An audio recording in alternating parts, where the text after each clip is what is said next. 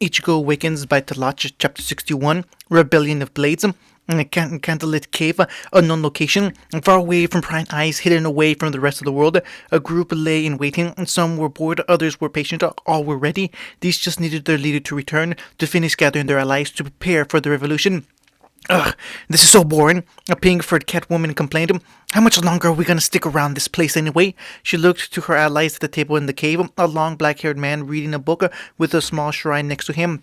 An obese man with a large gold chain on his neck, with a bag of snacks in his arm, and a woman almost covered in green fur, with long mellow hair, with a chain around her waist connecting to a red-haired boy dressed in white with a serpent tail. She looked to the side to see another man sleeping on his side, with long orange hair and brown skin, and a small ball of light that was a girl with brown pigtails and yellow and black clothing. I'm gonna take a look outside. I can use the fresh air. She was about to leave when a pile of sand rose up and took a humanoid form. Best not, he said, looking to the stairs. He's coming back with two new allies. A high-pitched and bloodthirsty laugh rang out, making the Catwoman and the sand figure look up to the long-haired, pitch-black man with a dual-sided scythe. Next to him was a giant man, wrapped in chains, carrying a large white slab on his back and a heavy metal ball. Who cares about numbers? The laughing man asked. Why don't I go out there and handle this myself? He boasted, earning a snort from the formerly sleeping giant of a man. Shut up. Rushing into this is foolish, he said, trying to return to his nap. An impatient man is so lame, the small fairy girl said. Suddenly, the sound of the entrance opening drew their attention as three figures came in. Welcome back. A girl in a white kimono greeted with long brown hair and two large bells at her side. The man that came in had one with white skin, a white coat with a thick fur color with long fingernails, one with steel green hair, and a pale blue kimono with an ice blue X on his face, and one with orange skin on a shirtless body with dark tone geysers along his arms, chest, and back with fiery hair. I brought some new friends. Look after them, the pale man said to the bell girl. He went further in to join his allies, while the other two got acquainted with others. Hey, the pink cat called out to the pale man. How much longer do you want us to wait down here? The man started walking towards her. You must be patient a little while longer. Our remaining allies will join us soon, he said as he got in front of the girl. Just as she was about to protest, he opened his palm in front of her face and silenced her. Once he had her focused, he curled his fingers and said his promise. The era of the Shinigami will end soon. 1 mile away from said cave, and lost the signal. Great, Urahara sighed as he scanned the forest before him. Why did I rush this? I never rush my devices, he complained to no one in particular. He was following the weird Reiatsu he found yesterday, but it managed to disappear, not helped by the residual mass energy of the army of hollows that attacked yesterday. At least Ginjo is getting me the data on Ichigo's alterations. That should brighten up my night. That boy has come a long way. He smiled with nostalgia as he thought back to training him from his childhood. He was snapped back to the present when he felt something on his right arm. He looked to his limb and felt it before freezing. I should probably head back, he whispered before dashing back to the Seirte, to the archives of registered Shinigami. He felt something happen to his connection to Benihime, and the message on his arm gave him a bad feeling. No choice. Squad 10 barracks. What was that about? Hitsugaya asked himself after trying to speak with Horimaru when the connection severed and the dragon disappeared. Unknown to him, many other Soul Reapers were facing similar losses with their Sanpakuto. Some thought nothing of it, others felt the need to be cautious about it. His lieutenant was the former. Come on, Hainako. Rangiku whined at her sword that was jabbed into the floor, looking around the office for her. Something causes she couldn't manifest her spirit.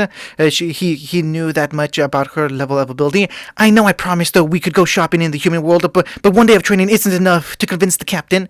Toshiro rolled his eyes as he entered the office to see the commotion. And if this is because I didn't jump Ichigo's bones yesterday, sorry, but I'm not gonna give it up just because of a few nice words, or a godly massage, or hey, Captain, she said when she noticed her mortified superior officer. That was just, I don't need to know the details from Giku, he said as his lieutenant fell into the couch, looking justifiably embarrassed. And yes, you'd need to do a lot more work before I give you lease for the human world. The peach-haired lieutenant let out a small cry of disappointment just as Isane and Momo entered the room. Hello, Riku. Shiro. Hinamaru said, greeting her two friends. Why does she refuse to call me captain? He wondered for what was probably the thousandth time regarding the girl. How are you, Momo? What happened in these 3 days in the world of the living? Lots of denial and lots of crying, she said, embarrassed by the situation. It took some doing, but I'm ready to get back to my duties as lieutenant. Captain Shinji sure is generous to let me keep the position, she said, releasing a nervous laugh and showing a certain lack of faith in her skills.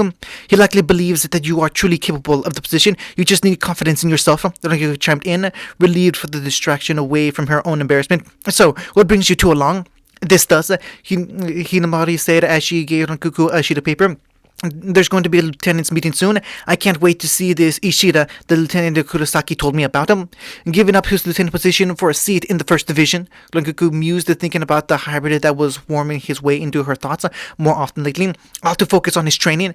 That boy is dedicated, she said with a smile, snapping out of her daydream when Isani reminded them of her presence. Rangiku, what were you doing with your sanpakuto? The tall lieutenant asked, looking at the blade that was stabbed into the floor. Well, with our enemies getting stronger and smarter, I figured it was time to take initiative and train, Rangiku said, getting some measure of shock from the lieutenants. I was making some progress yesterday, but now she refuses to even talk to me.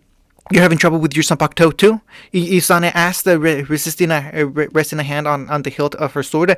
My Etugumo has been slow to respond as well for the past few days. Toshiro felt some dots connecting in his mind. Haneko's complete absence, Itumo's slow response, and his Hiromaru cutting off the connection so suddenly. This needed investigation, and he intended to do just that, no matter how much the girls tempted him with sweet bean buns and tea. Squad 1 barracks. Another 4 hours, Yamamoto thought as he looked at the hourglass. 8 hours ago, Ichigo took the most dangerous procedure he ever thought could happen, a complete rewrite of his past memories and abilities. The very biology and spirituality of a Quincy just changed with a single swipe of a sword. If this works, the Quincy that could be freed, the deaths that might be prevented, it would go a long way to atone for his own sins. It was an amazing power Tsukishima has, and also completely terrifying. Should he ever choose to rebel, the consequences would be catastrophic, which only served to remind him of the threat of Yoruba. Ichigo needed to be as ready as he could. He needed more training. He needed a true sanpakuto. He's gone this long without them. It's time to attain his true blades. His musing was cut short as he felt a few familiar and at the same time unknown presses come to his domain.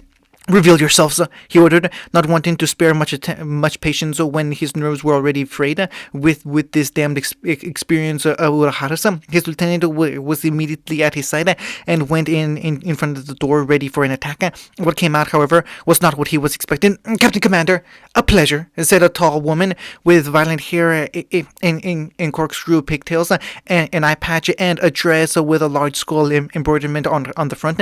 Next to her was a younger girl with the same hair color that was dressed as a ninja, with only one eye visible, which was the only one that the older of the two was missing. Two young boys in blue robes with tall hats with silver hair and green eyes. A tall pale woman with looped hair on her head and seemed like a mannequin, and a figure obscured by a green cloak. You'll be coming with us. Before Sasakibe could react, the young ninja appeared behind him and struck him unconscious. I can still commune with Ryunji Jaka, Yamamoto thought to himself. So either he's not here or he's waiting for me to drop my guard. Normally I take disciplinary actions and show you how to properly behave yourselves, especially in front of your elders. But you can tell that fool leading you, he'll never be free. You should worry about the hybrid. They all stiffened at the declaration, which gave Yamamoto enough time to erect a keto barrier around himself. Trapped within his pyramid of green light, he forced himself to wait. In 4 hours, either they'd survive or there won't be a Serete anymore. So Hill. Benihime is missing, and the only thing I found that was remotely close to this was a hollow that was killed with Kain. Urahara drove his mind into overdrive, trying to decipher an answer for why he seems to have lost control with his sanpakuto spirit. His research had to wait, as there was a sudden order for most every Soul Reaper that gained the Shikai at least go to the execution hill for surprise meeting. Most every captain and lieutenant was there. A couple of third reserved seats, and Homura and Shizuku. The only ones not there were Ishin and Uryu, who refused to leave the human world for fear that Aizen had enough time to prepare. Everyone around him was wondering the same thing, talking about the matter with each other. Why did Yamamoto call this meeting? On a gamble, he asked the question plaguing him. Is anyone else having trouble with their Zanpakuto? Huh? The many Shinigami around him asked, each one try to contact their sword spirit, and received only silence in return. The only odd one was Byakuya, who was looking more shocked than others before regaining a cold look in his eyes. That's not suspicious, the scientist thought sarcastically as the sounds of footsteps alerted them to a new figure coming to them through the fog, and his tracker was beeping wildly. Soon it was revealed to be Lieutenant Sasuke, but he seemed unconscious and carried by some force. Then a man with long fingernails dressed in all white appeared behind the gathered Soul Reapers. He's the source, likely the reason our Zanpakutos have been reacting strangely.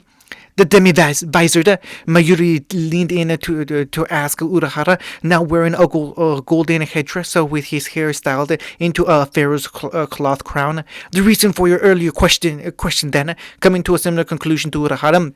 Likely mind control, but we'll have to fight against our own Zanpakuto, and likely without Shikai, he responded while Kumawaru was demanding answers. That's irritating. The deranged man sighed before the white man unleashed a gust of wind against them. You seem like you might be a decent warm-up, Kenpachi growled as he brushed the wind aside with his own gust. Try to entertain me, punk.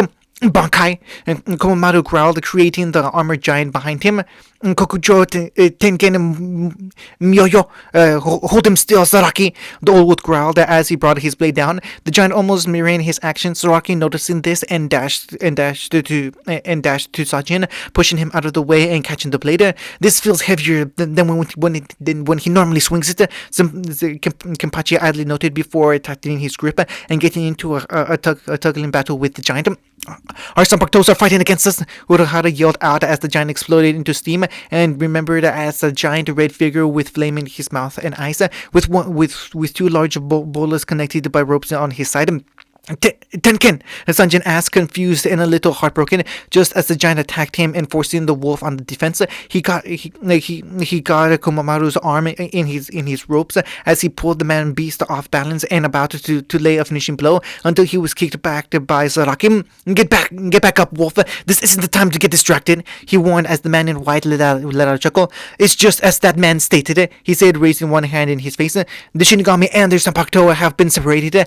I freed them from your control. He extended his arm as a series of explosions went off in the distances, the cries of the injured and clangs of battle ringing throughout the Serite. And now they're your enemies, ready to strike back at the ones that have enslaved them. Gaze upon their true form, he announced as Zanpakuto revealed themselves. There were new additions, a man with peacock feathers along his arms, with tan fabric wrapped around his head, and a woman with horns and heavy white winter clothing with a chest that gave Rankiku a run for her money. And from the Soul Reapers themselves came a man completely covered in samurai armor, a golden shield with black eyes and moth wings, a mummy with a pharaoh's mask that was walking backwards, a large red oni, a hulking being with cylinders in his back, a red-skinned woman with a low body of a snake, a skeleton in ragged clothing, a tall, gaunt figure that seemed to be wrapped in gold with a large beak, a girl with a bee-like mask and large calves,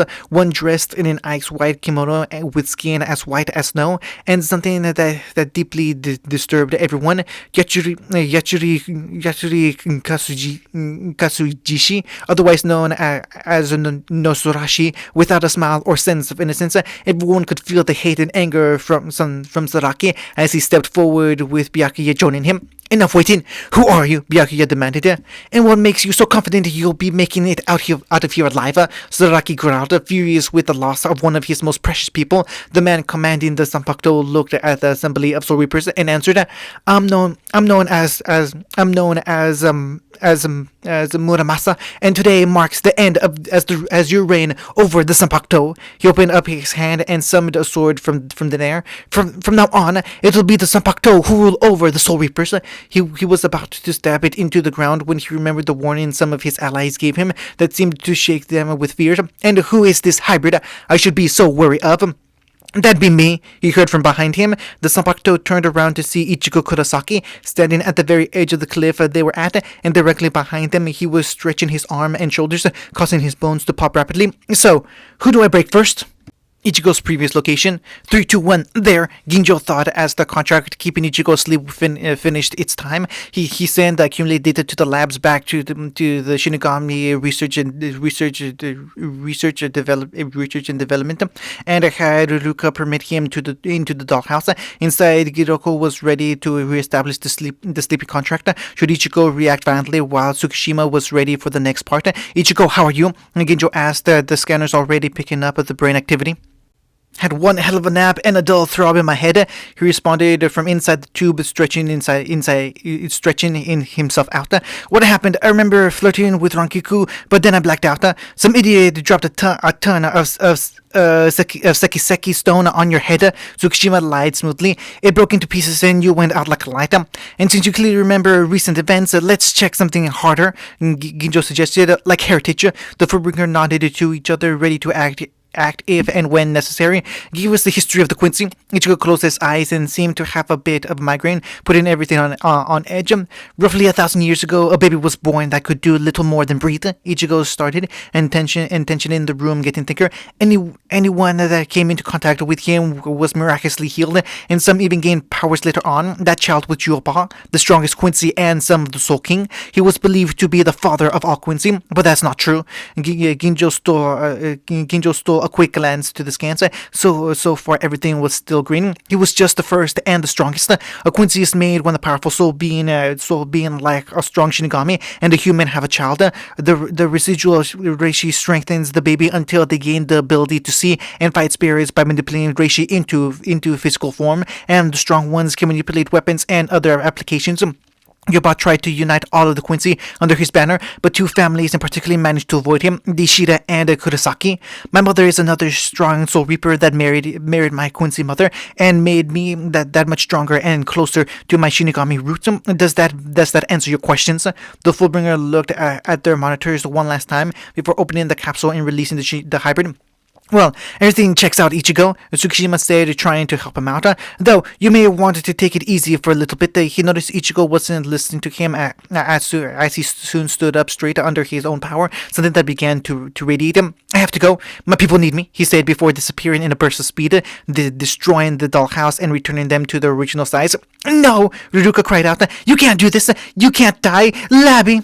She wailed through tears. "A terrible reference, mild discomfort in my hips, and we rank below a dollhouse," Ginjo thought dryly. "Why am I doing this again?" Current scene. "Volunteers?" Ichigo asked, getting the gist that this guy called Muramasa had freed the Sanpakuto. None of them moved as Ichigo started walking towards Muramasa. "None? Whatever, I can wait. What I can't wait for is where my sensei is." The Sanpakuto parted as the hybrid boldly strode to the man responsible for the newest mess he would probably clean up. "So, why don't you tell us where Yamamoto is?" The white man and Ichigo glared at each other when they stood face to face. Muramasa was unimpressed. The boy seemed weak and rather arrogant, but he was fast. "Genurase Yamamoto has been sealed away," he answered, not getting a reaction from the boy. "When we approached his Makto Ryujin Jaka, he refused to cooperate with us, so we had our allies cut. You expect me to believe that crap?" Ichigo interrupted, focusing on Muramasa while a man dressed in robes with a shrine on his back was moving behind him. "One of the most powerful Soul Reapers, and you expect me to believe that he was sealed away? You may not believe it." Muramasa started when his ally aimed to strike at Ichigo from behind, but that is Ichigo was suddenly next to the spirit about to attack him, with said spirit flying back from the punch it received. Now Muramasa was shocked and ready to believe the warnings about the hybrid. "I couldn't even follow him, and he struck down Genryu Amara so easily." Then a burning bola wrapped around Ichigo's arm. He looked over to see Tenkin pulling on the rope connecting them, and Ichigo did not budge. You think that glare is working? He asked as the green and furred woman began to swing a familiar serrated sword at him. Ichigo wrapped his arm around the rope and yanked, pulling Tekken along and throwing him into the girl he felt was Zabimaru, or at least half of Zabimaru. The other half was trying to launch a sneak attack. He let the hit land, but the strike only yielded the torn clothes and sparks. He turned to look the red-haired snake kid in the eye before kicking him in the face and sending him flying. Then Ichigo felt an intense heat, nowhere near Ryujin Jaka, but noticeable. He saw an orange-skinned figure sprout spikes like geysers of flames from his chest. He dodged and slammed the Zanpakuto's head into the ground. I recognize most of these guys attacking me, but who are you? That's Raika. Everyone looked over to my guy who had his hand raised. He's my Zanpakuto. Ichigo shrugged and was about to continue his pummeling before the other Zanpakuto that were attacking him attempted an all-out assault. Attempted and failed. As he moved with such speed, he landed on Ikotsu, landed an Ikotsu punch on each of them at nearly at the same time and sent them flying all over the Serete. I almost got Zaraki's boredom with weaklings. He gripped he grabbed until he felt parts of him get wrapped up, but no binds could be seen. Neat, he said as the remaining Zanpakuto got between him and the remaining captains. You truly are powerful, Muramasa said almost hungrily. I wonder what your Zanpakuto has to say about you. I'll give you 10 seconds to do your thing before I break out of this and kill you, Ichigo said, something annoyed and bored. Oh god, I'm actually curious about this. I'm becoming Urahara, he thought in terror as Muramasa began his ritual. Now hear my voice, follow your instincts and release your soul from this body, he said as Ichigo's reishi swirled around him. Discard your... He was about to continue before Ichigo's hand wrapped around his throat. 10 seconds passed, Ichigo said as his fingers tightened around Muramasa's throat. He would have continued before his arms started coming apart. He quickly broke his other arm free and severed his arm before more could unravel. You will stay put, Ichigo Kurosaki. The hybrid looked at a mannequin woman in loose robes and looped hair on her head, bearing a Reiatsu he was all too familiar with. Betty him, Urahara's Zanpakuto, and he was well aware of her Bankai powers. His arm restored itself, and he lifted his hands over his head, letting Muramasa continue. Discard your fear, the blade said before coughing fits. Look ahead, go forth, do not stop. Ichigo actually felt like something was being pulled from him as Muramasa continued. Run, and you will die. Hesitate, and you will die. He roughly dug his hands into Ichigo's spirit, earning a grunt of discomfort but no screams of pain. Come now, Sangetsu! He pulled out a rope of reishi from within Ichigo as the power erupted, creating a fog of dust. Ichigo was hunched slightly but stood up straight soon enough. Been a while since we actually talked. How have you been? He asked, facing a figure that wore a long white coat with a black fur collar and cuffs, with baggy hakama pants and a black mask with bullhorns. Zangetsu, Illustrated Guide to Soul Reapers. Maruri's reason for a new look.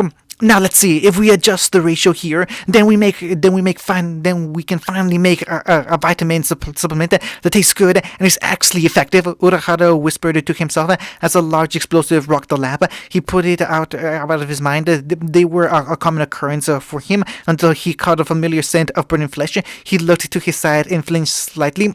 Need a new face, Mayuri? He asked, earning a nod from the faceless figure. Take as much time as you need, please. End of chapter 61.